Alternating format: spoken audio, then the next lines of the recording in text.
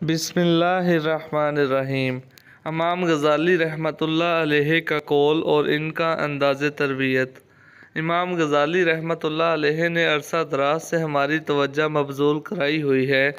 انہوں نے بچے کی تربیت کے لیے ایک مکمل قولی و ملی طریق متعین فرمایا ہے۔ آپ فرماتے ہیں، جب بچے سے کسی اچھے کام اور اچھی بات کا ظہور ہو تو اس کے ساتھ اکرام کا معاملہ کرنا چاہیے اور اس عمل کا ایسا بدل عطا کرنا چاہیے جس سے بچہ خوش ہو جائے۔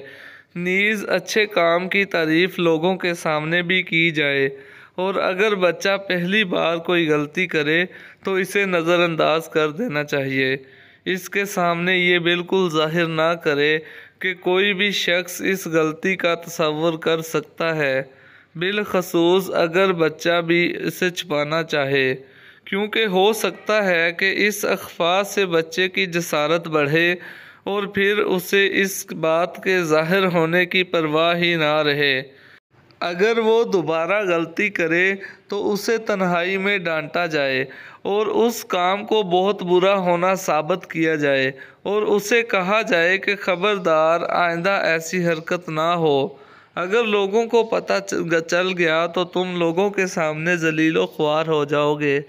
اس بات کا بھی خیال رہے کہ بچے کو ہر وقت نہ ڈانٹا جائے، کیونکہ پھر اسے اس کی عادت ہو جائے گی اور ملامت کا احساس اور بات کی وقت اس کے دل سے ختم ہو جائے گی۔ بچے ہمارے پاس امانت خداوندی ہیں، انہیں نرم آٹے کی مانند ہر طرف موڑا جا سکتا ہے۔ اگر انہوں نے کسی پاکیزہ معاشرے میں آنکھ کھولی ہو تو وہاں سے پاکیزگی حاصل کریں گے اور بعد میں آنے والی نسلوں میں منتقل کر دیں گے۔ اس معاشرے کی اساس بچوں کے لیے والدین یا باپ ہے۔ اس کو بچوں کے لیے ایک نمونہ بننا چاہیے، کیونکہ بہترین نمونہ بچے کی تربیت کا سب سے اہم وسیلہ اور ذریعہ ہے۔ بچہ اپنی فطرت کے ہاتھوں بڑے کی اقتداء اور تقلید کرنے پر مجبور ہوتا ہے، کیونکہ اس کا یہ اعتقاد ہوتا ہے کہ بڑے جو کچھ کر رہے ہیں وہی درست ہے۔ پس بڑے کو خیال رکھنا چاہیے کہ ان کے قول فعل میں کسی قسم کا تضاد نہ ہو، کیونکہ اللہ تعالیٰ نے اس کی مذمت کی ہے۔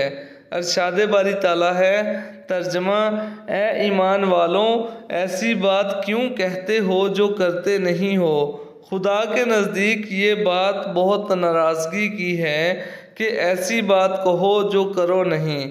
مختصراً یہ کہ والدین بچے کے معاملات میں گہری نظر رکھنے والے ہوتے ہیں کہ یہ معاشرے کا ایک عمدہ فرد بنے جو دوسروں کو فائدہ پہنچائے اور خود بھی دوسروں سے فائدہ حاصل کرے۔